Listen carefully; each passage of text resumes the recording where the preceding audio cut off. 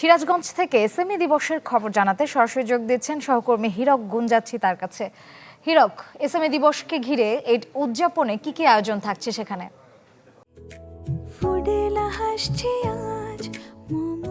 ফুডেলা একটি নাবিল পণ্য। সিরাজগঞ্জে কিন্তু প্রায় মাসব্যাপী সেখানে একটি পণ্য প্রদর্শনী মেলা সেখানে আয়োজন করা হয়েছে, অন্যান্য কর্মসূচি কিন্তু রয়েছে।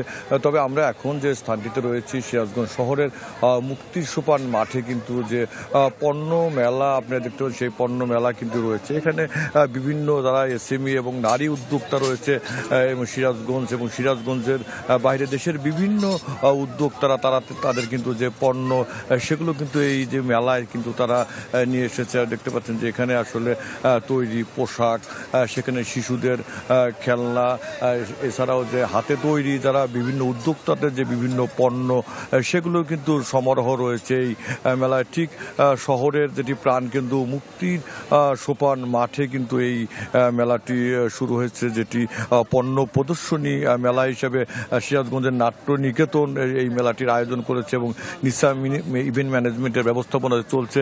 এবং আমরা যেটা দেখেছি যে সকাল থেকে রাত পর্যন্ত এই মেলাটি কিন্তু চলে, যেখানে এই মেলাতে আমরা দেখেছি যে এখন দেখতে পাচ্ছেন যে অনেক যারা ক্রেতা তারা কিন্তু এই মেলায় আসছে এবং তাদের যেটি পছন্দর যেটি পোশাক সেটি কিন্তু তারা কিনছে। এবং যারা উদ্যোক্তাদের যারা রয়েছে স্থানীয় উদ্যোক্তা তাদের কিন্তু উৎসাহিত করতে এবং তাদের বাজার ব্যবস্থা করে দেওয়ার জন্য কিন্তু এই মেলাটির আয়োজন করেছে নাট্য নিকেতন, এমন কথা কিন্তু তারা বলেছে। এবং মেলাটা কিন্তু ঠিক সন্ধ্যার পরে আরও বেশি মানুষের কিন্তু সমাগম হয়। দেখতে পাচ্ছেন যে পুরো এই মুক্তির সোপান মাঠ জুড়েই কিন্তু এই পণ্য প্রদর্শনী যেটি মেলা সেটি কিন্তু রয়েছে। এবং সিরাজগঞ্জ সহ সিরাজগঞ্জের আশেপাশে এবং দেশের বিভিন্ন স্থান থেকে যারা উদ্যোক্তা, ক্ষুদ্র উদ্যোক্তা, নারী উদ্যোক্তা তারা কিন্তু এই মেলায় এসেছে এবং তাদের যে হাতে তৈরি বিভিন্ন পণ্য তারা কিন্তু সেটি বিক্রি করছে। ব্যবসায়ীরাও কিন্তু আসলে বেশ খুশি তাদের এই পণ্য বিক্রি করতে পেরে।